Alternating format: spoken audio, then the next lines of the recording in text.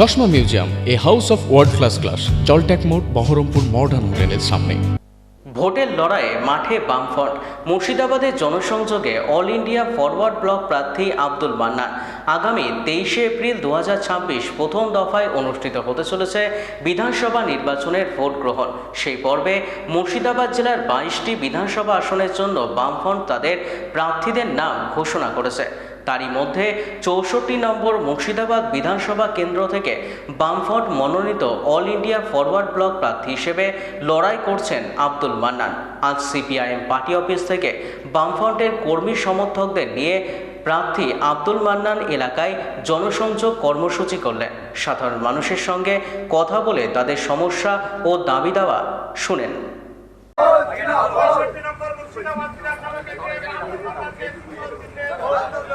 দাঁড়িয়েছি, মানুষ জানে সারা পশ্চিমবাংলায় কি চলছে।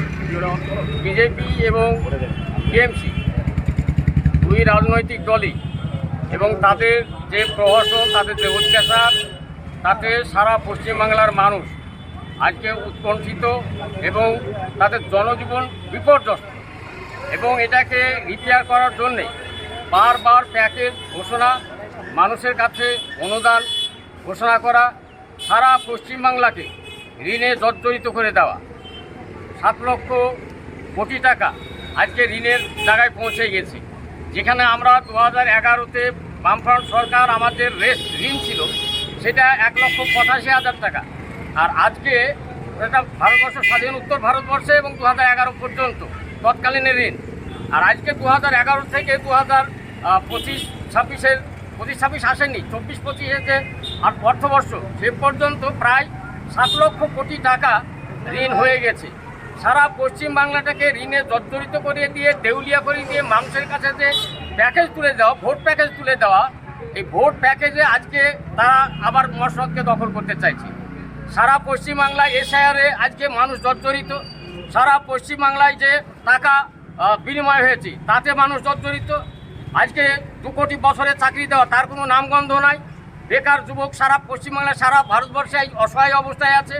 বেকার যুবককে আজকে খুশির জায়গাটায় নিয়ে যাওয়ার জন্যে তাদেরকে 1,500 টাকা করে মান্থলি ধরিয়ে দিব বলে তাদের আজকে সহানুভূতিটা পক্ষে কাজে লাগাবার চেষ্টা করছি। এই যে মানে অপরিকল্পিত একটা ঘটনা ঘটাচ্ছে শুধু ভোটের প্যাকেজ, সার্বিকভাবে একটা স্থায়ীকরণ করার ক্ষেত্রে শিল্প বিশ্বায়নের যে অবস্থা, সেই শিল্প ছাড়া কখনো যুবকের কর্মসংস্থান করা যায় না, যুবক যুবতীর কর্মসংস্থান করা যায় না। সারা বাংলাতে আজকে শিক্ষা ব্যবস্থাটা ভেঙে পড়েছে, স্বাস্থ্য ব্যবস্থা ভেঙে পড়েছে। আজকে হসপিটালে চিকিৎসা নাই, আজকে ওষুধের পরিষেবা নাই। গোটা দুর্নীতিতে সারা পশ্চিমবাংলাকে ছেয়ে গেছে, দুর্নীতি গ্রাস করে নিয়েছে। এই অবস্থার মধ্যে থেকে আমাদের বামফ্রন্টে যে 34 বছরের শাসন ব্যবস্থা ছিল, আমাদের বামফ্রন্ট সরকারকে মানুষরা দেখেছে। আজকে মানুষ মূল্যায়ন করছে, বামফ্রন্ট সরকারকে নিয়ে পর্যালোচনা করছে যে সেই দিনের সরকার আজকের সরকারের মধ্যে পার্থক্য, সেই পার্থক্যটা মানুষ আজকে পুনর্বিবেচনা করার জন্য বহু আজকে পর্যালোচনা চলছে। এই পর্যালোচনার মধ্যে দিয়ে মানুষ একটা পরিবর্তন আবার চাইছে। সেই পরিবর্তনের জোয়ারে আজকে আমরা নির্বাচনে সামিল হয়েছি। এই নির্বাচনে আমরা চাই সারা পশ্চিমবাংলায় একটা পরিবর্তন আসুক, আবার মানুষ তার শান্তির জায়গা, আবার সেই বিগত দিনের যে হারিয়ে যাওয়া সেই ঐতিহ্য, সেই হারিয়ে যাওয়া ঐতিহ্য গর্বকে যাতে আবার তারা তুলে নিয়ে আসতে পারে, এই প্রচেষ্টা মানুষের মধ্যে আছে। সেটা যাতে আমরা কাজে লাগাতে পারি, এই চেষ্টা আমাদের আছে সার্বিকভাবে। সেই মঙ্গল আমরা কামনা করি, মঙ্গল আশা নিয়ে রাস্তায় নেমে আব্দুল মান্নান।